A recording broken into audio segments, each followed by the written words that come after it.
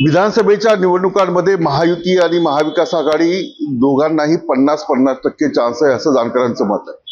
प्रत्येक जागेसाठी प्रत्येकाची धडपड सुरू आहे। प्रत्येक पक्षाच्या उमेदवार जे आहेत ते निवडून घेतले जात आहेत। अशातच बंडखोरी होते। अनेक उमेदवार जे आहेत ते दुसऱ्याच्या पक्षात जाऊन निवडणुका लढवण्याच्या प्रयत्नात आहेत। नवी मुंबईत नेमकं काय होणार आहे? संदीप नाईक यांनी राष्ट्रवादी काँग्रेस शरदचंद्र पवार गटात प्रवेश केला आहे। दुसरीकडे वडील जे आहेत ते गणेश नाईक भाजपमध्ये म्हणजे महायुतीमध्ये आहे। नवी मुंबईच्या ज्या मतदारसंघामध्ये त्यांचा प्रभाव आहे त्याविषयीचं राजकारण नेमकं कसं असेल आणि महायुतीबरोबर टक्कर देताना कशा प्रकारे आव्हानं असतील यावर मी चर्चा करणार आहे नवी मुंबईच्या राजकारणासंदर्भात। संदीप नाईक हे शरद पवार गटात गेले, काय आश्चर्य वाटलं की होणार होतं? नवी मुंबईच्या राजकारणामध्ये शरद पवार गटाला आता कुठलीही संधी नव्हती। आणि राजकारण जर पाहिलं तर सध्या महायुतीच्या अवतीभोवती फिरणार होतं। भारतीय जनता पक्ष आणि शिंदे गट हे अतिशय तुलबल्य असे दोन गट नवी मुंबईच्या राजकारणात होते। त्या मानाने पाहिलं तर महाविकास आघाडी तिचं बळ नवी मुंबईमध्ये त्या दृष्टीने कमी होतं आणि दोन्ही जागा भारतीय जनता पक्षाकडे होत्या। एक म्हणजे बेलापूर आणि दुसरी म्हणजे ऐरोलीला गणेश नाईक हे निवडून आलेले आहेत आणि बेलापूरला मागच्या निवडणुकीमध्ये मंदा म्हात्रे या निवडून आलेले आहेत। पण यावेळेला मंदा म्हात्रे या उमेदवार नको अशी मागणी गणेश नाईक गटाची होती। पण भारतीय जनता पक्षाने बेलापूरला पुन्हा मंदा म्हात्रेंना उमेदवारी दिल्यामुळे अपेक्षित अशी बंडखोरी भारतीय जनता पक्षाची तिथे झालेली आहे।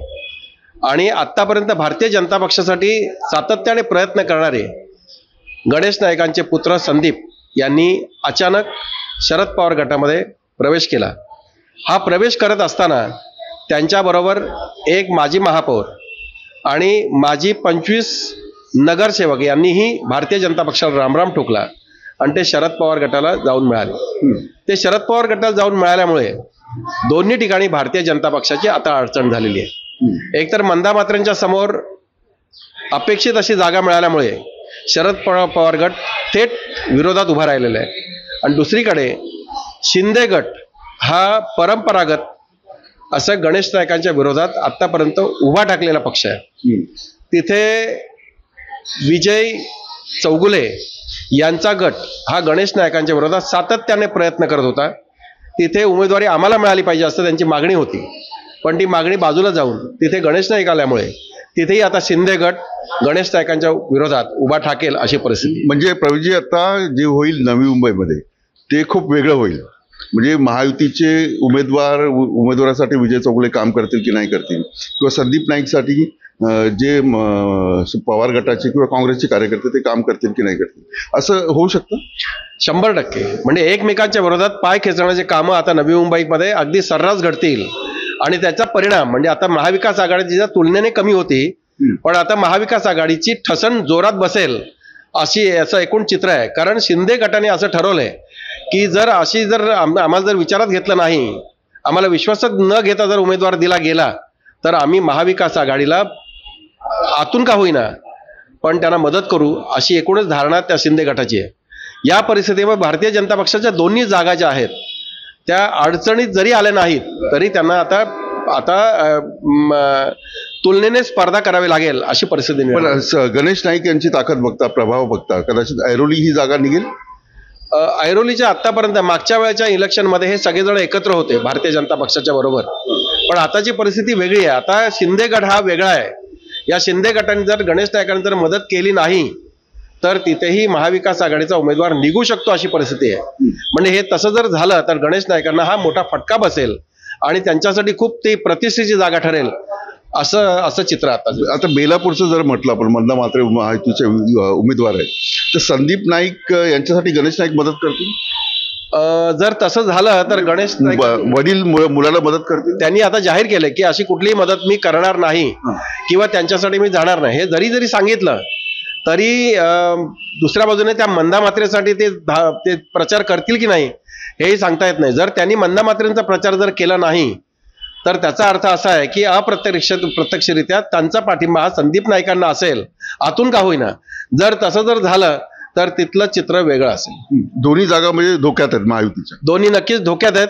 धोक्यात म्हणण्यापेक्षा ते आता प्रतिष्ठेच्या बनलेले आहेत. ते एकतर्फी निघत होत्या, त्या एकतर्फी निघतील असं सांगता येत नाही. शेवटच्या क्षणाला देवेंद्र फडणवीस आणि एकनाथ शिंदे यांच्यामध्ये संगनमत होऊन दोन्ही जागा काढण्याचा प्रयत्न होईल. जरी झाला तरी संदीप नाईकांच्या बरोबर तिथले जे नगरसेवक जे बरोबर त्यांच्या गेलेले आहेत, कारण कसे प्रत्येक वार्डामध्ये त्या नगरसेवकांचं काम आहे, तिथल्या माजी महापौरांचं काम आहे.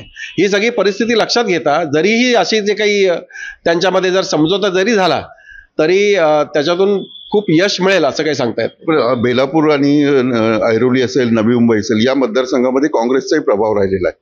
पूर्वीच्या काळामध्ये काँग्रेसचे जे कार्यकर्ते ते आता संदीप नाईक यांचं काम करतील. काँग्रेस एकमेकांच्या विरोधात. बरोबर आहे. काँग्रेसचे जरी असं काँग्रेसने आता एक ठरवलंय की जर महाविकास आघाडी जिथे असेल तिथे काम करायचं. त्यांचा आता कुठलाही तिथे उमेदवार नाही आहे. खरं म्हणजे मागच्या वेळेला कसं आहे की ऐरोलीमध्ये काँग्रेसला जागा मिळावी अशी मागणी रमाकांत पाटील तिथले जे प्रतिष्ठित काँग्रेसचे कार्यकर्ते आहेत त्यांनी त्यांच्या मुलासाठी केली होती. पण काँग्रेसने त्यांना सांगितलं तुम्ही थांबा जरा, वेट अँड वॉच असे त्यांना संदेश दिला होता. त्याचं कारण असं होतं की तिथेही शिवसेनेला काही संधी मिळेल असं सांगण्यात आलं होतं. त्याच्यामुळे त्यांनी उमेदवार दिला नव्हता. पण या घडीला महाविकास आघाडी ज्या ज्या ठिकाणी असेल त्या ठिकाणी उमेदवार उभा करायचा नाही असं काँग्रेसने ठरवलंय. त्याच्यामुळे संदीप नाईक जर महाविकास आघाडीतून जर उभे राहिले तर त्यांना मदत केल्याशिवाय काँग्रेस पुढे पर्याय नाही. दोन शेवटचे प्रश्न. विधानसभेमध्ये काय मुद्दे असतील नवी मुंबई, ऐरोली आणि बेलापूर मतदारसंघात? एकतर मुद्दे असतील घराणेशाही, म्हणजे विरोधात जर असेल घराणेशाही, हा गणेश नाईक यांचा विषय घराणेशाही हा विषय असेल तर पलीकडच्या बाजूला जर आपली कामं झाली नाहीत किंवा भारतीय जनता पक्षाच्या कार्यकर्त्यांना विश्वासात न घेता उमेदवारी दिली गेली असे दोन विषय असू शकतात आणि त्या विषयांवरती नवी मुंबईची निवडणूक लढवली जाईल. दिबा पाटील विमानतळाला नाव देण्याचा त्याचा काय फायदा महायुतीला होईल? सातत्याने दिबा पाटील यांचा विषय जो आहे तो खरं म्हणजे भावनिक विषय आहे. कारण नवी मुंबईची निर्मिती, नवी मुंबईच्या प्रकल्पग्रस्तांना मिळालेला न्याय हा दिबा पाटलांच्या आंदोलनामुळे मिळाला आणि म्हणून तिथल्या विमानतळाला नाव दिबा पाटलांचं द्यावं असं सातत्याने मागणी केली गेली. तिथल्या भारतीय जनता पक्षाच्या कार्यकर्त्यांची तीच मागणी आहे. पण केंद्र सरकारने ती मागणी अद्याप त्यांनी मान्य न केल्यामुळे तोही मुद्दा विरोधकांचा आहे की भारतीय जनता पक्ष केवळ नाममात्र त्यांचं नाव घेत आहे पण प्रत्यक्षात कृतीमध्ये भारतीय जनता पक्षाचा कुठेही सहभाग नाही असाही प्रचार होऊ शकतो महाविकास आघाडीकडून. खूप खूप धन्यवाद. प्रवीण पुरोहित, ज्येष्ठ पत्रकार, यांच्याशी मी नवी मुंबई, ऐरोली आणि बेलापूर या मतदारसंघामध्ये नेमकी काय परिस्थिती असेल. गणेश नाईक यांचा प्रभाव नवी मुंबई या सगळ्या भागामध्ये आहे. गणेश नाईक महायुतीमध्ये आहेत, त्यांचा मुलगा महाविकास आघाडीमध्ये, त्यामुळे इथल्या निवडणुका रंगतदार होतील एवढं निश्चित. पुढे journalist Siddhesh Bilas Athawale, news state Maharashtra.